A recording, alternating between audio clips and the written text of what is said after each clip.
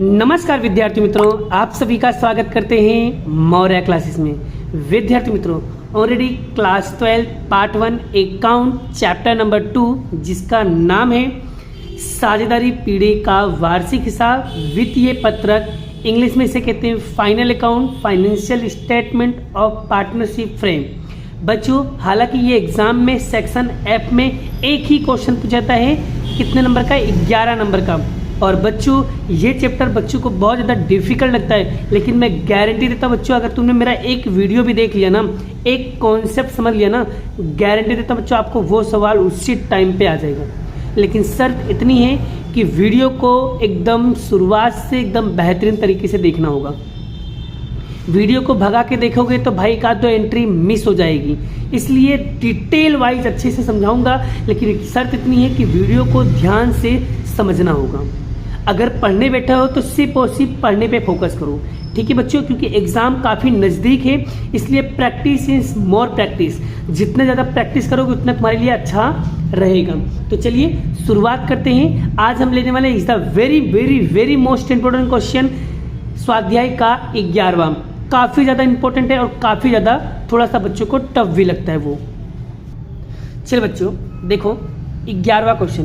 पहले बेटा सबसे पहले क्या करने का हमेशा याद रखना, सबसे पहले कोई भी क्वेश्चन आएगा ना, उसे अच्छी तरीके से रीड करने का, अच्छी तरीके से पढ़ाई करने का, ठीक है। चलिए इसे पढ़ते हैं क्या लिखा हुआ है। और बच्चों ये इंपॉर्टेंट है क्योंकि मार्च 2020 में पूछा गया सवाल है, तो आप सभी को ये क्वेश्चन अच्छी तरीके से आनी चाहिए।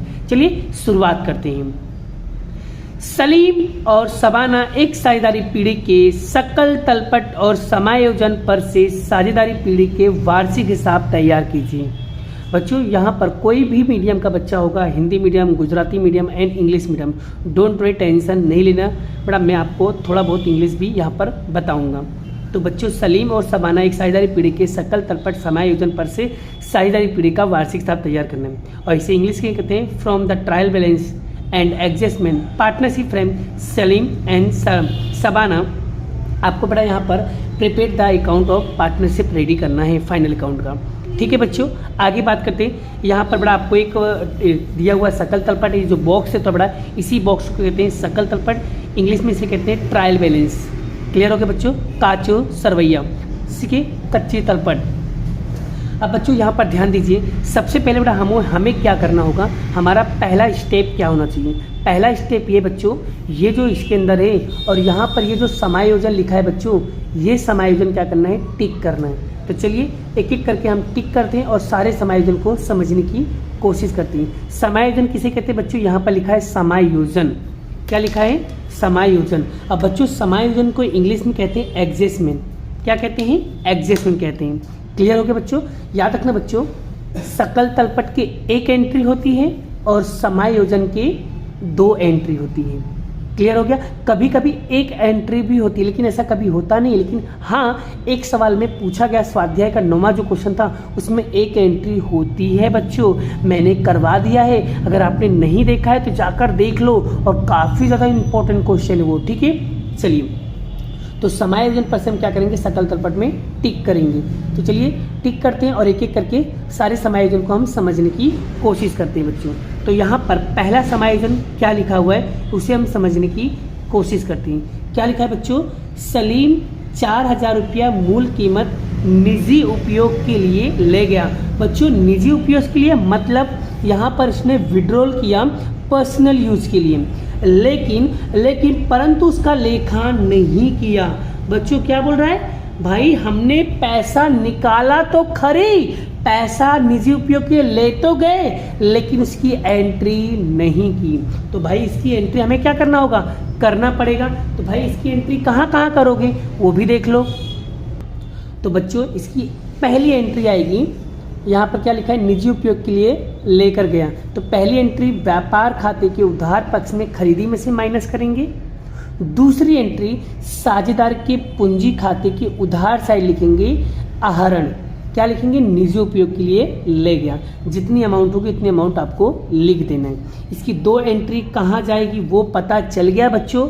अगर ना समझ में आए तो वीडियो को पॉज करके वापस से देख लेना, आपका कॉन्सेप्ट क्लियर हो जाएगा। नेक्स्ट आगे बात करते हैं सेकेंड एंट्री। सेकेंड एंट्री क्या लिखा है बच्चों, हिसाबी वर्ष के अंत में 8,000 रुपया माल खरीदा था परंतु वही में लिखना रह गया। ओ माय गॉड, क्या बोला है, 8,000 रुपये का माल खरीदा तो खरी परंतु लेखा नहीं किया, तो हमें इसमें लेखा करना पड़ेगा। तो बच्चों यहाँ पर लेखा नहीं किया मतलब करना पड़ेगा, करना पड़ेगा मतलब जोड़ना पड़ेगा ना, प्लस करना पड़ेगा ना। तो याद रखना बच्चों, खरीदी का संबंध किसके साथ होता है, तो खरीदी का संबंध लेनदार के साथ होता है। बच्चों फिर से, खरीदी का संबंध किसके साथ होता है, लेनदार। परचेज का रिलेशन किसके साथ होता है, क्रेडिटर के साथ होता है। क्लियर हो गया, माइंड में भेजे में खोपड़ी में उतर रही है ना बच्चों। आगे तो इसकी एंट्री कहाँ करेंगे बच्चों, अगर खरीदी में प्लस करोगे तो लेनदार में भी प्लस करना पड़ेगा, क्योंकि आपने तो एंट्री नहीं किया ना। अगर तुमने खरीदी में प्लस किया होता तो लेनदार में भी प्लस होता ना बच्चों। तो यानी कि इसकी दूसरी असर कहाँ जाएगी, पहली असर व्यापार खाते के उधार साइड में जाएंगे, खरीदी में प्लस क्या करेंगे, यहाँ पर 8,000 रुपया लिखेंगे। और दूसरी एंट्री हम लिखेंगे आर्थिक चिट्ठा के पूंजी दायित्व में लेनदार में प्लस। क्लियर हो गया बच्चों। चलिए अब बात करते हैं तीसरी एंट्री। तीसरी क्या लिखा बच्चों, पेशगी चुकाया बीमा प्रीमियम। पेशगी चुकाया बीमा प्रीमियम, तो बच्चों यहाँ पर पेशगी चुकाया बीमा प्रीमियम, तो बीमा प्रीमियम पर राउंड कर दो बच्चों। इसके ऊपर क्या है, समायोजन है। आगे बच्चों यहाँ पर पहले समायोजन हम टिक कर लेते हैं। और पेशगी चुकाया बच्चों, अग्रिम चुकाया, तो हमें क्या करना पड़ेगा, माइनस करना पड़ेगा। क्लियर हो गया। आगे बात करते हैं, क्योंकि अग्रिम आया, प्राप्त पेशगी आया, इसलिए आगे बच्चों यहाँ पर आहरण था तो हमें आहरण पे राउंड करना पड़ेगा। तो देखो बच्चों यहाँ पर आहरण तो नहीं दिया है तो हम उसे डायरेक्टली कर लेंगे। चलिए आगे बात करते हैं देनदार। तो देनदार पे 800 रुपया वसूल नहीं हुआ, मतलब पैसा डूब गया। देनदारों पे 5% डूबा तो अनामत भी निकालना। चलिए देनदार पे राउंड करते बच्चों। तो देनदार कहाँ लिखा है, देखो पहले देनदार यहाँ पर देखो कहाँ लिखा है, ये रहा देनदार। देनदार पे राउंड कर दिया। आगे बात करते बच्चों न्याय समायोजन क्या लिखा है, उसके बाद लिखा है प्लांट यंत्र। बच्चों प्लांट यंत्र पे हम क्या करेंगे, राउंड करेंगे, क्योंकि इसके ऊपर समायोजन है। ठीक है, प्लांट यंत्र पे हमने राउंड कर दिया। नेक्स्ट क्या है बच्चों, फर्नीचर। फर्नीचर पे राउंड करेंगे, क्यों, फर्नीचर के ऊपर समायोजन है। क्लियर। आगे बात करते बच्चों, बस लगभग सारी एंट्री हमने टिक कर दिया। बच्चों यहाँ पर जो पांचवा एंट्री लिखा है ना, इस एंट्री में क्या लिखा हुआ है पहले ध्यान से समझ लो। पांचवें एंट्री में लिखा हुआ है बच्चों, देनदार बट्टा का अनामत की जरूरत नहीं है। नई जरूरत हो तो भाई इसकी एंट्री करने की भी जरूरत नहीं है। क्लियर हो गया। उसने पहले ही बोल दिया भाई देनदार पर बट्टा नामक की अब जरूरत नहीं है तो भाई कैंसिल कर दो। ठीक है, चलिए सारे समायोजन बड़ा मैंने यहाँ पर टिक कर लिया है। स्टेप 1 क्लियर हो गया। अब बात करते हैं स्टेप नंबर 2। बच्चों आप लोगों को भी बोर्ड में ऐसे ही करना है। क्लियर हो गया बच्चों। चलिए स्टेप 2 में क्या करेंगे, कौन सी एंट्री कहाँ जाएगी उसे भी लिख लेते हैं। बच्चों जब याद रखना, जब भी कभी सवाल के अंदर पूंजी खाता और चालू खाता दोनों दिया गया हो तब आपको बड़ा पूंजी खाता नहीं बनाओगे तो चलेगा। फिर से बच्चों मैं क्या कह रहा हूँ, जब पूंजी खाता और चालू खाता दोनों दिया गया हो तब आप बच्चों पूंजी खाता नहीं बनाओगे तो चलेगा। तो फिर पूंजी खाता की एंट्री कहाँ करेंगे, तो सीधा कहाँ करोगे, आर्थिक चिट्ठा के पूंजी दायित्व में। आर्थिक चिट्ठा के पूंजी दायित्व में करना है। क्लियर हो गया बच्चों। आगे चालू खाता, तो चालू खाता की उधार बाकी। बच्चों उधार बाकी, उधार वाली एंट्री उधार में करेंगे, जमा वाली एंट्री जमा में करेंगे। तो चालू खाते की उधार साइड में लिखेंगे, सबाना में खाने में लिखेंगे 10,000 रुपया। फिर सलीम के खाने में चालू खाता की जमा पक्ष में लिखेंगे कितना बच्चों, 40,000 रुपया। क्लियर हो गया यहाँ तक। आगे बात करते हैं माल स्टॉक। बच्चों कौन सा तारीख दिया है, 31/3 अंतिम स्टॉक है। तो अंतिम स्टॉक की एक ही एंट्री होगी बच्चों, कहाँ पर जाएगा, आर्थिक चिट्ठा की संपत्ति लेना, मतलब सलीम। क्लियर हो गया। आगे बात करते हैं रोकड़ से हमारी क्या है बच्चों, संपत्ति, तो कहाँ जाएगा, संपत्ति लेना में। आगे बैंक में चालू खाता, बच्चों ये भी क्या है हमारी संपत्ति, कहाँ लिखेंगे, आर्थिक चिट्ठा के संपत्ति लेना में। आगे SBI की फिक्स डिपॉजिट, बच्चों फिक्स डिपॉजिट ये भी हमारी क्या होती है, संपत्ति। कहाँ लिखेंगे, आर्थिक चिट्ठा की संपत्ति लेना में। देनदार, लेनदार। अब बच्चों यहाँ पर बच्चों को बहुत कंफ्यूजन होती है, सर उधार बाकी होती है कि जमा बाकी होती है, यहीं पे बच्चा बहुत कंफ्यूज होता है। बच्चों मैं आपको ये चीज़ें का एंट्री बड़ा मैंने ऑलरेडी बेसिक क्लास में समझाया था, किसकी उधार बाकी होती है, किसकी जमा बाकी होती है। अगर आपने नहीं देखा है तो जाकर देख लो, आपका कॉन्सेप्ट वहीं पे क्लियर हो जाएगा। या तो बड़ा मैं आपको अभी बता देता हूँ कौन सी एंट्री उधार होती है, कौन सी एंट्री जमा होगी, आप पूरा लिस्ट फोटो स्क्रीनशॉट पाड़ लेना, ठीक है बच्चों। चलिए पहले मैं इसको बता दूं, देनदार बड़ा हमेशा उधार बाकी होती है, तो उधार बाकी में लिखेंगे देनदार, देनदार। और लेनदार पर हमेशा क्या होती है बड़ा, जमा बाकी, लेनदार। क्लियर हो गया। आगे बच्चों यहाँ पर क्या लिखा है, वेतन। तो बच्चों वेतन कहाँ लिखेंगे, वेतन हमारा खर्चा है, तो लाभ हानि खाते के उधार पक्ष में।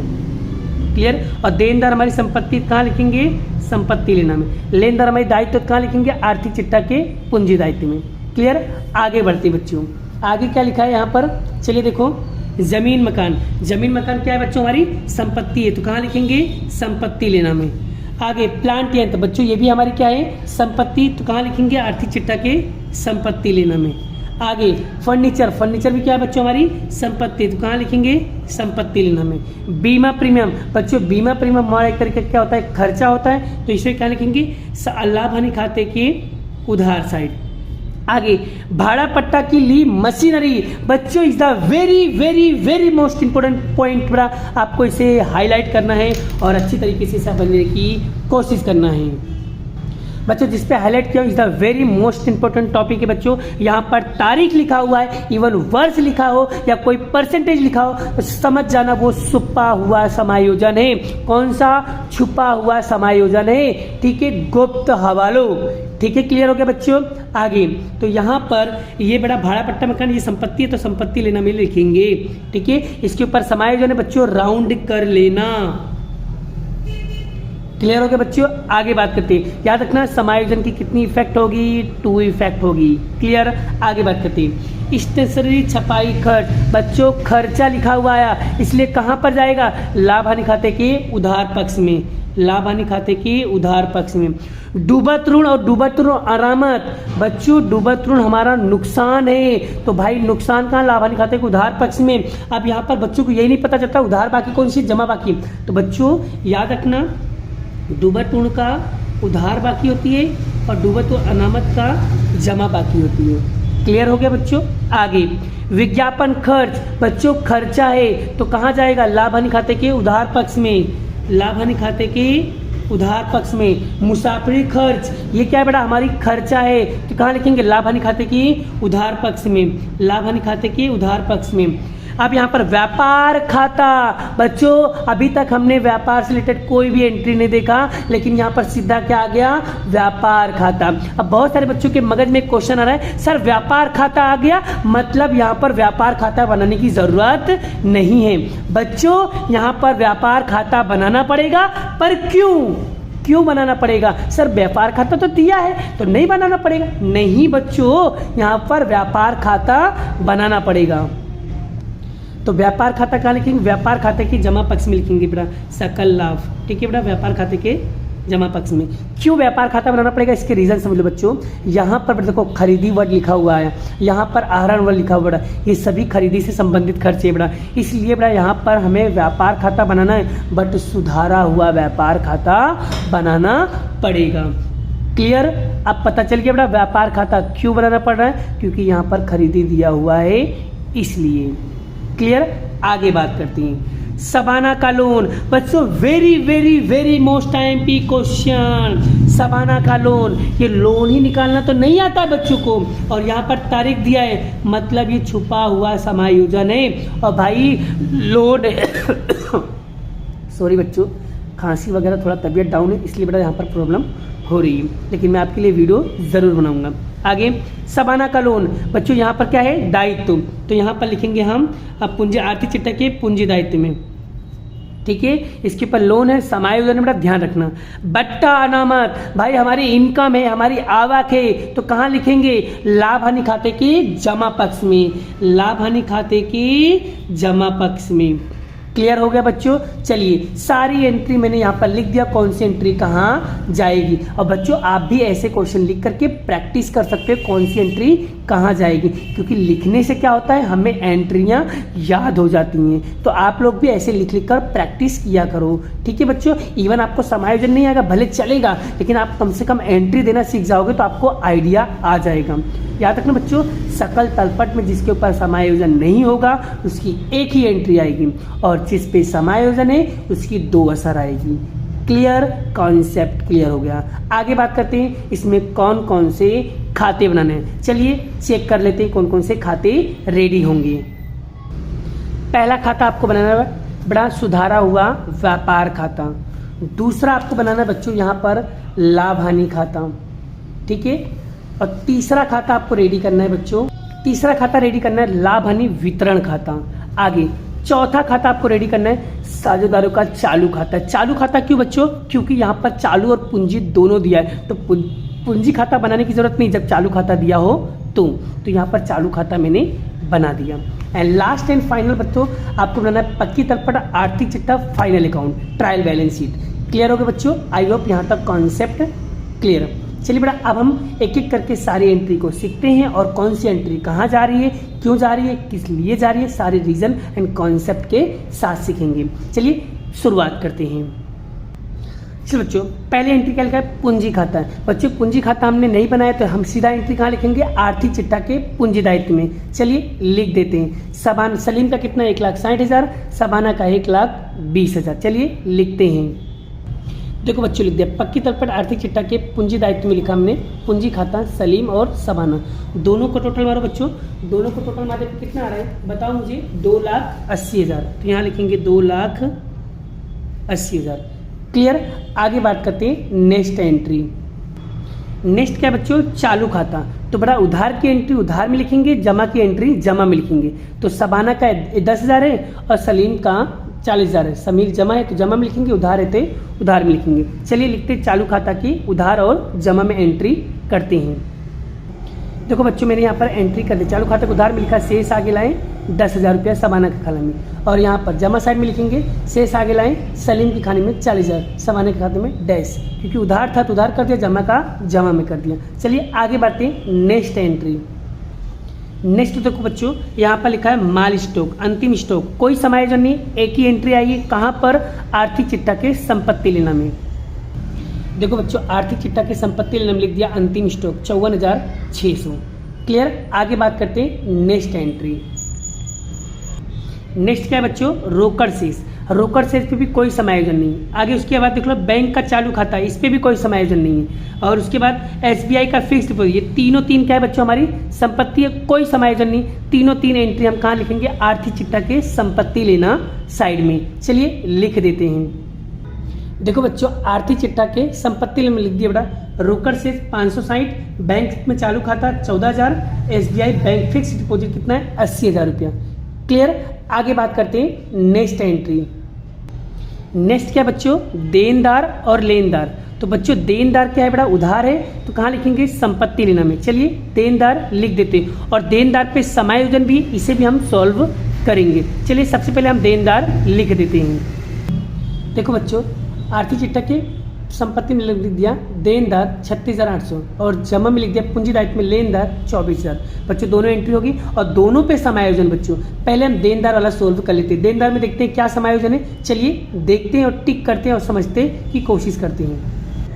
देखो बच्चों ये रहा देनदारों में से 800 रुपया लेना वसूल नहीं हुआ, मतलब डूबाटूण हो गया। आगे बात करते हैं देनदारों में 5% डूबाटूण अनामत है, तो इसमें भी क्या है बच्चों एंट्री बाकी है ना। तो चलिए ये दोनों एंट्री सॉल्व करने की कोशिश करते हैं। तो देखो बच्चों यहाँ पर डूबा मैंने क्या किया 36,800 था, उसमें से 800 रुपया वसूल नहीं, मतलब डूबाटूण पैसा डूब गया, मतलब 36,800 में से मैंने 800 माइनस किया कितना है 36,000 है। आगे क्या बोला बच्चों, आगे बोला है 5% डूबाटूण अनामत निकालना है। तो यहाँ पर देखो बच्चों 36,000 का 5% करोगे तो आपको 1,800 मिलेगा, लिखेंगे डूबाटूण अनामत। तो 36,000 में से 1,800 माइनस करोगे कितना मिलेगा 34,200। अब बच्चों एक नियम याद रखना बच्चों, माइनस होगा तो साइड चेंज, प्लस होगा तो सेम साइड। फिर से बच्चों क्या बोला मैंने, माइनस होगा तो साइड चेंज, प्लस होगा तो सेम साइड। अब बच्चों यहाँ पर माइनस है, मतलब हम किस साइड लिखें, जमा साइड। ऐसा मान लो ये उधार है, ये जमा है, तो जमा साइड में लिखा है, माइनस है तो जमा साइड में लिखा हुआ, ठीक है। और माइनस होगा तो क्या होगा, साइड चेंज। इधर जमा में है तो दूसरी एंट्री कहाँ जाएगी, लाभ हानि खाते के उधार पक्ष में। किसके अंदर लिखेंगे, फॉर्मेट के अंदर लिखेंगे। और बच्चों ये जो हमने निकाला ना, इसको हम बोलते हैं न्यू। क्या बोलते हैं बच्चों, न्यू, मतलब नया समायोजन, ठीक है बच्चों। और जो किताब के अंदर दिया था उससे हम बोलते हैं सकल तलपट, मतलब कि ओल्ड। तो यहाँ पर न्यू हमने 800 निकाला डूबटून, और डूबटून नामक न्यू कितना निकाला, 1800 रुपये। इसे क्या लिखेंगे, लाभ हानि खाते के उधार पक्ष में। चलिए लिखते हैं। तो देखो बच्चों, लाभ हानि खाते के उधार पक्ष में हमने लिख दिया डूबटून न्यू 800, डूबटून अनामत न्यू 1800, दोनों लिख दिया बच्चों। बाकी एंट्री जब आएगी किताब में से देखेंगे, जब आएगी तब हम उसे लिखेंगे। चलिए क्लियर है यहाँ तक, आगे बढ़ते हैं नेक्स्ट एंट्री। आई होप आपको ये एंट्री क्लियर हो गई होगी। नेक्स्ट बच्चों क्या लिखा है, लेनदार। बच्चों लेनदार पे भी समायोजन है, चलिए देखते हैं लेनदार पे क्या समायोजन है। देखो बच्चों यहाँ पर सेकेंड एंट्री लिखा है, हिसाबी वर्ष के अंत में 8,000 रुपया कीमत माल का खरीदा था परंतु उसका लेखा नहीं किया। मतलब आपने खरीदा तो था परंतु उसका लेखा नहीं किया। तो कहाँ पर लिखेंगे बच्चों, पहली एंट्री आएगी। याद रखना बच्चों, खरीदी वाले, खरीदी का संबंध किसके साथ है, लेनदार। अगर खरीदी में प्लस करोगे तो लेनदार में भी क्या करना पड़ेगा, प्लस करना पड़ेगा। चलिए बच्चों यहाँ तक क्लियर हो गया है। तो बच्चों हम क्या लिखेंगे, खरीदी में प्लस करेंगे और दूसरा एंट्री लेनदार में प्लस करेंगे। चलिए पहले लिख देते हैं खरीदी। कहाँ पर है, व्यापार खाते के उधार पक्ष में। ये रहा व्यापार खाते के उधार में खरीदी। भाई खरीदी तो नहीं दिया है पर उसमें प्लस करेंगे, नहीं लिखी खरीदी। तो बच्चों आगे यहाँ तक क्लियर हो गया। चलिए खरीदी में क्या करेंगे, प्लस, और खरीदी नहीं दिया भाई तो कितना बचेगा, 8,000 बचेगा। और इसकी दूसरी इफेक्ट क्या है बच्चों, प्लस है। प्लस है तो क्या करेंगे, सेम साइड। दूसरी एंट्री कहाँ जाएगी, आर्थिक चिट्ठा के पूंजी दायित्व में। क्या करेंगे, लेनदार में प्लस। चलिए लिखते हैं। देखो बच्चों मैंने पक्की तलपट पे पूंजी दायित्व में यहाँ पर लेनदार में प्लस कर दिया, नहीं लिखी खरीदी 8,000 रुपया, दोनों को प्लस किया, कितना है बाहर, 32,000 रुपया। बोलो बच्चों दो इफेक्ट कहाँ पर है, क्लियर हो गया माइंड में। चलिए आगे बात करते हैं नेक्स्ट एंट्री। चलिए बच्चों वेतन, वेतन क्या है, हमारा खर्चा है। कहाँ लिखेंगे, लाभ हानि खाते के उधार पक्ष में। चलिए लिख देते हैं। ये रहा लाभ हानि खाता का उधार पक्ष, यहाँ पर लिखा है वेतन 37,000 रुपये। क्लियर, आगे बढ़ते हैं नेक्स्ट एंट्री। नेक्स्ट क्या है, जमीन मकान। बच्चों जमीन मकान पे कोई समायोजन नहीं है, एक ही एंट्री आएगी। कहाँ पर आएगी, आर्थिक चिट्ठा के संपत्ति लेना में। चलिए लिख देते हैं, आर्थिक चिट्ठा के संपत्ति लेना में क्या लिखेंगे, जमीन मकान। कितना दिया बच्चों, 1,20,000। तो यहाँ पर देखो बच्चों आर्थिक चिट्ठा की संपत्ति लेना, जमीन मकान 1,20,000। क्लियर हो गया, आगे बढ़ते हैं नेक्स्ट एंट्री। बच्चों नेक्स्ट एंट्री क्या लिखा है, प्लांट यंत्र। बच्चों प्लांट यंत्र पे समायोजन है तो समायोजन की दो इफेक्ट होगी। क्या लिखा है, प्लांट यंत्र। प्लांट यंत्र 20% दर से हमें क्या निकालना है बच्चों, घिसाई निकालना है। तो चलिए लिखते हैं प्लांट यंत्र। ये रहा आर्थिक चिट्ठा के यहाँ पर क्या लिखा है, प्लांट यंत्र कितना है, 40,000। और घिसाई कैसे निकालेंगे, कितना परसेंट दिया बच्चों, 20%। तो 40,000 गुणे 20% करेंगे, कितना आएगा बच्चों, 8,000। तो बड़ा 40,000 में से घिसाई माइनस करो, 8,000 को कितना आएगा, 32,000। बच्चों यहाँ पर माइनस है तो क्या होगा, साइड चेंज। बच्चों इधर जमा साइड है तो दूसरा एंट्री कहाँ जाएगा, उधार में। कहाँ लिखेंगे, लाभ हानि खाते के उधार पक्ष में, क्योंकि कोई भी घिसाई होता है वो कहाँ जाता है, लाभ हानि खाते के उधार पक्ष में जाता है। क्या लिखेंगे, प्लांट यंत्र की घिसाई। ये रहा बच्चों लिख दिया, लाभ हानि खाते के उधार पक्ष में यंत्र की घिसाई कितना है, 8,000। क्लियर हो गया, ये दो एंट्री कहाँ कहाँ पर गई, क्लियर कॉन्सेप्ट। आगे बढ़ते हैं नेक्स्ट एंट्री। नेक्स्ट क्या दिया बच्चों, फर्नीचर। फर्नीचर कितना दिया, 10,000। बच्चों फर्नीचर पे भी क्या है, समायोजन, उसकी भी कितनी असर होगी, 2 असर। चलिए देखो फर्नीचर पे क्या लिखा है बच्चों, फर्नीचर पे 5% दर से घिसाई निकालना है। तो घिसाई निकालना है, सेम वही तरीका। फिर से क्या करेंगे, फर्नीचर कितना दिया, 10,000। तो 10,000 का 5% करेंगे, कितना आएगा, 500। 10,000 में से 500 माइनस करेंगे, कितना आएगा, 9500। बच्चों माइनस है तो क्या करेंगे, साइड चेंज। दूसरी एंट्री कहाँ जाएगी, लाभ हानि खाते के उधार पक्ष में। क्या लिखेंगे, फर्नीचर पर घिसाई। तो देखो बच्चों कहाँ लिखा है, ये रहा लाभ हानि खाते के उधार पक्ष में फर्नीचर की घिसाई 500। क्लियर हो गया। आगे बढ़ते हैं नेक्स्ट एंट्री। नेक्स्ट एंट्री क्या है बच्चों, बीमा प्रीमियम कितना दिया है बच्चों 2000। तो बीमा प्रीमियम पे भी समायोजन है, कितनी असर होगी 2 असर। चलिए देखते हैं बीमा प्रीमियम का कहाँ दिया है समायोजन। तो बीमा प्रीमियम क्या लिखा है, पेशगी चुकाया बीमा प्रीमियम 400। बच्चों पेशगी का मतलब होता है अग्रिम चुकाया। बच्चों मैंने आपको शॉर्टकट ट्रिक बताया था बच्चों, अगर आपको बड़ा यहाँ पर अग्रिम बोले तो माइनस करना है, ठीक है, अग्रिम बोले तो माइनस, बाकी या शेष बोले तो प्लस। तो यहाँ पर पेशगी और अग्रिम है तो क्या करेंगे, माइनस करेंगे। चलिए तो ये एंट्री कहाँ जाएगी, बीमा प्रीमियम लाभ हानि खाते के उधार पक्ष में। तो चलिए लिखते हैं लाभ हानि खाते के उधार पक्ष में। ये रहा लाभ हानि खाते के उधार पक्ष में बीमा प्रीमियम जो 2000 माइनस करेंगे अग्रिम चुकाया कितना था 400 रुपया। तो 2000 में से 400 माइनस करेंगे कितना आएगा 1600। बच्चों माइनस है तो क्या होगा, साइड चेंज। तो दूसरे आंसर कहाँ जाएगा, आर्थिक चिट्ठा के संपत्ति लेना में। इधर उधार है तो इधर कहाँ पर आएगा, जमा में अग्रिम चुकाया बीमा प्रीमियम 400। क्लियर। चलिए आगे बात करते हैं नेक्स्ट एंट्री। देखो बच्चों भाड़े पट्टे की मसान, बड़ा ये क्या है, समायोजन है बच्चों। यहाँ पर देखो वर्ष लिखा है बच्चों, जब भी कभी सवाल के अंदर वर्ष लिखा होगा तो यहाँ पर कितना दिया है 60,000। हमेशा बड़ा 60,000 में 5 का भाग दे देना है। तो कैसे करेंगे, 60,000 भागे 5। ऐसा कब करना है बच्चों, जब भी कभी आपको भाड़े पट्टे का मकान या भाड़े पट्टे का मकान या भाड़े पट्टे के लिए मशीनरी को हमेशा वर्ष दिया तो हमेशा आपको डिवाइड कर देना है। बस क्या लिखेंगे, अपलिखित। अपलिखित मतलब माइनस करना है। तो चलिए 12,000 है बच्चों, कैसे लिखेंगे, यहाँ पर समायोजन है, गुप्त समायोजन।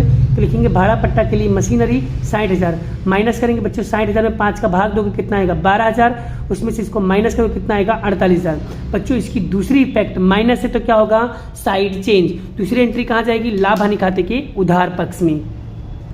कहाँ लिखेंगे, लाभ हानि खाते के उधार पक्ष में भाड़े पट्टे के लिए मकान कितना है 12,000 रुपया। Clear concept. आगे बात करते हैं नेक्स्ट एंट्री। नेक्स्ट क्या बच्चों, स्टेशनरी छपाई खर्च। ये हमारा क्या है बच्चों, खर्चा है। तो कहाँ लिखेंगे, लाभ हानि खाते के उधार पक्ष में। देखो बच्चों लाभ हानि खाते के उधार में लिख दिया स्टेशनरी खर्च छपाई खर्च कितना 1200 रुपया। चलिए बात करते हैं नेक्स्ट एंट्री। नेक्स्ट बच्चों क्या लिखा है, डूबरटून और डूबरटून नमद। डूबरटून की उधार बाकी और डूबरटून नमद की जमा बाकी। कहाँ लिखेंगे बच्चों, लाभ हानि खाते के उधार साइड में फॉर्मेट के अंदर। चलिए बच्चों यहाँ पर डूबरटून, तो डूबरटून का बड़ा उधार लिखेंगे उधार, और डूबरटून नमद जमा साइड का होता है बच्चों। क्लियर हो गया बच्चों, आई होप यहाँ तक तो आपको क्लियर। तो बच्चों यहाँ पर देखो लाभ हानि खाते उधार में देखो फॉर्मेट के अंदर डूबरटून ओल्ड कितना है 400, डूबरटून नमद कितना है 2000। अब बच्चों हम क्या करेंगे, इन तीनों को प्लस करेंगे, 400 प्लस 800 प्लस 1800, 400 प्लस 800 प्लस 1800। बच्चों हम उसमें से क्या करेंगे, तीनों को प्लस करेंगे। देखो 400 प्लस 800 प्लस 1800 कितना हो बच्चों 3000 होगा। तो यहाँ लिखेंगे हम 3000, और 3000 में से बच्चों क्या करेंगे हम 1000, 2000 माइनस करेंगे, माइनस 2000 कितना है बच्चों 1000 आएगा। तो बाहर लिखेंगे हम 1000। बोलो ये भी सॉल्व हो गया। आगे बात करते हैं नेक्स्ट एंट्री। नेक्स्ट क्या है बच्चों, विज्ञापन खर्च और मुसाफरी खर्च। ये दोनों खर्च हमारे क्या है, खर्चा है। कहाँ पर जाएगा, लाभ हानि खाते के उधार पक्ष में। चलिए लिख देते हैं, लाभ हानि खाते के उधार पक्ष में बच्चों यहाँ पर मैंने लिख दिया विज्ञापन खर्च 1200, मुसाफरी खर्च 800 रुपया। क्लियर। आगे बात करते हैं नेक्स्ट एंट्री। आगे क्या लिखा है बच्चों, व्यापार खाता। बच्चों व्यापार खाता है तो बच्चों यहाँ पर हमने व्यापार खाता बनाया है, इसलिए व्यापार खाता की एंट्री हम कहाँ लिखेंगे, व्यापार खाते के जमा पक्ष में। जमा पक्ष में ही क्यों लिखूंगा बच्चों, क्योंकि जमा से इसकी एंट्री दी हुई है इसलिए। तो हम कहाँ लिखेंगे, व्यापार खाते के जमा पक्ष में क्या लिखेंगे, सकल लाभ। क्लियर। देखो बच्चों व्यापार खाते के जमा पक्ष में लिख दिया सकल लाभ कितना है 61,800। यहाँ पर आप ये भी लिख सकते हो शेष आगे लाए, ये भी लिख सकते हो। क्लियर बच्चों। आगे बात करते हैं नेक्स्ट एंट्री।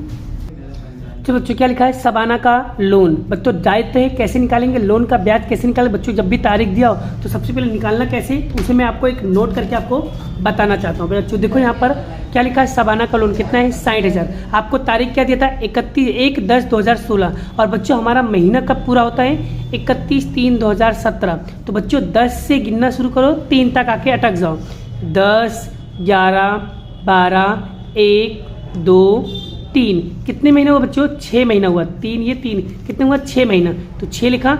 तो बच्चों यहाँ पर कोई परसेंटेज नहीं दिया था, तो याद रखना बच्चों, साझेदारी लोन में अगर कोई परसेंटेज नहीं दिया गया है तो बड़ा कंपनी अधिनियम 2013 के अकॉर्डिंग आपको 6% ब्याज लेना पड़ेगा, मतलब कंपलसरी है।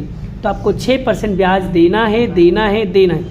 तो 60,000 6/12, क्यों बटे 6/12? क्योंकि 6 और पूरे साल में कितना महीना होता है? 12, तो ये लिखेंगे 12 गुणे, और भाई कोई परसेंट नहीं दिया था तो 6/100 मतलब 6%। तो 60,000 गुणे 6 डिवाइड करेंगे 12, फिर डिवाइड करेंगे 100, तो आपको मिलेगा कितना? 1800 मिलेगा। चलिए बच्चों, इसको हम लिखेंगे, कहाँ पर लिखेंगे? पूंजी दायित्व। जो बताओ लिखते बड़ा यहाँ पर बड़ा मैंने लिख दिया है। साझेदार का लोन 60,000 है बच्चों। लोन पर ब्याज हम क्या करेंगे? प्लस करेंगे। कितना होगा? 1800। दोनों को प्लस करके बाहर लिख दिया। और बच्चों यहाँ पर प्लस है तो क्या करेंगे? सेम साइड, इधर उधार है तो दूसरी एंट्री कहाँ जाएगी? लाभ हानि खाते की उधार पक्ष में। चलिए मैडम, ये भी मैंने यहाँ पर लिख दिया। सबाना का लोन कहाँ लिखेंगे? लाभ हानि खाते के उधार पक्ष में। सबाना का लोन कितना है? 1800। और बच्चों जब भी कभी लोन वाला सिस्टम आएगा आपको ऐसे ही सभी में करना है, ठीक है? सभी में मतलब सभी में, माइंड में, भेजे में, खोपड़ी में उतार लो, ऐसे ही करना है आपको। क्लियर? आगे बात करते हैं नेक्स्ट एंट्री। नेक्स्ट एंट्री क्या है बच्चों? बट्टा अनामत कितना है? 760। कहाँ लिखेंगे? लाभ हानि खाते के जमा पक्ष में। ये रहा लाभ हानि खाते के जमा पक्ष में बट्टा अनामत कितना है? 760। चलिए एक एक करके हम चेक करते हैं। सारे एंट्री हमारी हो गई है बच्चों। यहाँ पर देखो सारी एंट्री यहाँ से लेकर के ये सारी एंट्री हो गई। अब बड़ा एक एक करके हम यहाँ पर समायोजन चेक कर लेते हैं, कौन सी समायोजन हमारा रह तो नहीं गया। चलिए बड़ा, यहाँ पर पहला एंट्री क्या है? सलीम 4000 का मूल कीमत में निजी उपयोग के लिए ले गया परंतु इसका लेखा नहीं हुआ। बच्चों ये वाली एंट्री हमारी बाकी है। निजी उपयोग के लिए मतलब आहरण कर रहा है। तो बच्चों पहली एंट्री कहाँ लिखेंगे? हम खरीदी में क्या करेंगे? माइनस करेंगे। खरीदी में से क्या करेंगे बच्चों? हम माइनस करेंगे। चलिए एक हम लिखेंगे व्यापार खाते के उधार पक्ष में जाएंगे, खरीदी में से क्या करेंगे? माइनस। व्यापार खाते उधार पक्ष में यहाँ पर लिखेंगे आहरण। आहरण से गया माल कितना बच्चों? 4000। माइनस करेंगे कितना आएगा? 8000 में से 4000 माइनस करेंगे कितना आएगा? 4000 आएगा। क्लियर हो गया बच्चों? दूसरी असर कहाँ पर जाएगी? साझेदार के पूंजी खाते की, सॉरी साझेदार के चालू खाते, क्योंकि पूंजी खाता बनाए नहीं तो साझेदार के चालू खाते की उधार साइड में लिखेंगे आहरण। ठीक है बच्चों, चलिए लिखते हैं। दूसरा साझेदार को चालू खाते की उधार साइड में लिखा आहरण। सलीम के खाने में 4000 रुपये। सलीम के खाने में क्यों लिखा बच्चों? क्योंकि यहाँ पर सलीम दिया हुआ था, इसलिए हम सलीम के खाने में लिखेंगे। इसकी भी 2 एंट्री हो गई। अब बात करते हैं दूसरी एंट्री क्या है? ये भी हमारा हो गया। तीसरा पेशगी चुकाए बिना, ये भी हो गया। देनदार वाला ये भी हो गया। आगे बात करते हैं दूध देन, ये तो हो गया। प्लांट यंत्र हो गया, फर्नीचर हो गया। बच्चों लगभग हमारे सारे समायोजन हो गए। अब बच्चों हमें क्या करना है? लास्ट एंड फाइनल क्या करना है? टोटल मानना। चलिए अब हम टोटल मानना भी आपको सिखा देते हैं। लगभग हमारे सारे बच्चों को टोटल मानना तो आता ही है। चलिए फिर से सीख लेते हैं। चलिए बच्चों सबसे पहले हम व्यापार खाते का टोटल मारेंगे। तो बच्चों किस साइड का ज़्यादा हो रहा है? इस साइड का ज़्यादा हो रहा है। पहले इसका टोटल मारो, कितना होगा? 61,800। यहाँ पर भी लिखेंगे 61,800। अब 61,800 में से मेरा 4000 माइनस करो तो कितना आएगा बच्चों? यहाँ पर आएगा 57,800 आएगा। क्लियर बच्चों? यहाँ पर क्या लिखेंगे हम? यहाँ पर लिखेंगे सुधारा हुआ सकल लाभ। क्या लिखेंगे बच्चों? क्योंकि सुधारा हुआ व्यापार खाता बनाना है ना, तो यहाँ लिखेंगे सुधारा हुआ सकल लाभ। तो बच्चों इसकी दूसरी असर कहाँ जाएगी? दूसरी असर लाभ हानि खाते के जमा पक्ष में। इधर उधार है तो उधर कहाँ जाएगा? जमा में। तो यहाँ पर लिखेंगे जमा में। क्या लिखेंगे? सुधारा हुआ सकल लाभ। सकल लाभ कितना है बच्चों? 57,800। अब बच्चों हम किसका टोटल मारेंगे? लाभ हानि खाते का टोटल मारेंगे। इधर का टोटल मारो, इधर का टोटल मारो। किस साइड का टोटल ज़्यादा आ रहा है बच्चों? टोटल किस साइड का ज़्यादा आ रहा है? बताओ जल्दी, मुझे बताओ जल्दी। चलिए किस साइड का टोटल मारा ज़्यादा बड़ा? तो यहाँ पर इस साइड का टोटल आ रहा है। कितना आ रहा है बच्चों? बताओ मुझे। तो यहाँ पर आएगा 65,100 और यहाँ पर भी आएगा 65,100। अब बच्चों 65,100 में से हम क्या करेंगे? इन सभी को माइनस करेंगे। कितना आएगा बच्चों? सभी को माइनस करने पे कितना बच रहा है वो बताओ मुझे। ज़्यादा किस साइड का आ रहा है? किस साइड का, इस साइड पे ज़्यादा आ रहा है, तो इसका टोटल हमारा कितना 65,500, यहाँ पर भी लिखेंगे 65,100। तो बच्चों अब हम क्या करेंगे, 65,100 में से इन दोनों को माइनस करेंगे, कितना आएगा बच्चों, तो यहाँ पर आएगा 65,40। तो यहाँ पर क्या लिखेंगे हम, यहाँ पर हम लिखेंगे बच्चों, तो यहाँ क्या लिखेंगे, शुद्ध लाभ। क्लियर होगा बच्चों। अब ये दूसरी एंट्री कहाँ लिखेंगे, लाभ हानि खाते के, वितरण खाते की किस साइड लिखेंगे बच्चों, उधार साइड लिखेंगे। तो बच्चों यहाँ पर सॉरी यहाँ पर क्या आएगा, हानि। ठीक है, चलिए तो दूसरी एंट्री कहाँ जाएगी बेटा, लाभ हानि वितरण खाते की जमा है तो कहाँ लिखेंगे, उधार साइड में लिखेंगे। अब हमें क्या करना है बच्चों, इसका टोटल मारेंगे, कितना आएगा बच्चों यहाँ पर 65,40, इधर भी आएगा 65,40। अब बच्चों यहाँ पर क्या लिखेंगे 65,40। अब बच्चों क्या करेंगे, हम इसको बांटेंगे, यहाँ पर क्या लिखेंगे, वितरण पात्र लाभ। ठीक है बच्चों, क्या आएगा, वितरण पात्र क्या आएगा बच्चों, हानि। चलिए अब बच्चों वितरण पात्र हानि को क्या करेंगे, हम अनुपात में बांटेंगे। अब बच्चों यहाँ पर साझेदारी का अनुपात तो एक भी नहीं दिया, तो मैंने बताया तो बच्चों जब भी कभी एक भी अनुपात ना दिया गया हो तो आपको हमेशा समान अनुपात में बांट देना है। तो बेटा 65,40 को बेटा 2 भागों में बांटो, कितना आएगा बच्चों 32,70। तो यहाँ पर लिखेंगे हम सलीम और यहाँ पर लिखेंगे सबाना। सलीम में 32,70 और इसमें भी 32,70। अब बच्चों ये वाली एंट्री कहाँ जाएगी, ये उधर जमा में है तो दूसरा कहाँ आएगा, चालू खाते के उधार साइड में। तो यहाँ लिखेंगे हम वितरण पात्र हानि। तो बड़ा सलीम के खाने में लिखेंगे, सलीम के खाने में लिखेंगे 32,70 और सबाना के खाते में लिखेंगे 32,70। अब हम किसका टोटल मारेंगे बच्चों, अब हम इसका टोटल मारेंगे। चलिए इस साइड का टोटल मारो बच्चों, कितना आएगा, तो चलो इधर का टोटल मारोगे बच्चों तो किस साइड का टोटल ज़्यादा आ रहा है, तो टोटल आ रहा है इस साइड का, यहाँ पर आएगा 40,000। यहाँ पर भी लिखेंगे हम 40 और 40,000 में से बेटा इन दोनों को माइनस करो बच्चों, कितना आएगा, तो यहाँ पर आएगा 32,730। तो यहाँ पर क्या लिखेंगे हम, शेष आगे ले गए। ठीक है, अब बच्चों हम इस साइड टोटल मारेंगे, कितना आएगा, इस साइड का 10,000 प्लस 32,70 प्लस करेंगे, कितना आएगा बच्चों 13,270। यहाँ लिखेंगे 13,270। तो यहाँ पर कुछ नहीं बचा, क्या आएगा 13,270। इसको क्या करेंगे हम, शेष आगे ले गए। राइटिंग थोड़ी गंदी बड़ा मैनेज करना, ठीक है, क्योंकि वीडियो काफ़ी ज़्यादा लंबी हो गई इसलिए स्पीड से लिखना पड़ रहा है। ठीक है, शेष आगे ले गए। तो बच्चों यहाँ पर भाई यहाँ पर क्या है, यहाँ पर जमा उधार है तो उधार की एंट्री उधार में करेंगे, जमा की एंट्री जमा में करेंगे। तो बच्चों ये वाली एंट्री जो होगी बड़ा यहाँ पर ये कहाँ जाएगा, संपत्ति लेना में जाएगा। और ये वाली एंट्री कहाँ जाएगी बच्चों, जमा है तो कहाँ लिखेंगे, पूंजी दायित्व में। क्लियर बच्चों। तो यहाँ पर सबाना का पूंजी दायित्व में, सलीम का संपत्ति में। चलिए बच्चों, तो सलीम का लिख दिया आपने यहाँ पर और सबाना का आपने लिख दिया है यहाँ पर। क्लियर। अब हम क्या करेंगे, आर्थिक चिट्ठा का टोटल मारेंगे। चलिए पहले हम संपत्ति लेने का टोटल मारते, बच्चों टोटल मारो, तो टोटल मारोगे कितना आएगा 7,92,000 आएगा। और इसका टोटल मारोगे तो भी कितना आएगा 7,92,000। बच्चों जब 7,92,000 7,92,000 दोनों का समान आ जाए तो समझ जाना हमारा उत्तर क्या है, राइट है। क्लियर हो गया कॉन्सेप्ट। आई होप आपको ये वीडियो ये कॉन्सेप्ट आपको बहुत अच्छी तरीके से समझ में आ गया है। अगर समझ में आ गया तो वीडियो को लाइक करना है, शेयर करना है, चैनल पे पहली बार तो चैनल को सब्सक्राइब करना। मिलते हैं next lecture next important question के साथ। चलिए अभी के लिए बाय बाय। जय श्री कृष्ण, राधे कृष्ण की जय, जय माता दी दोस्तों।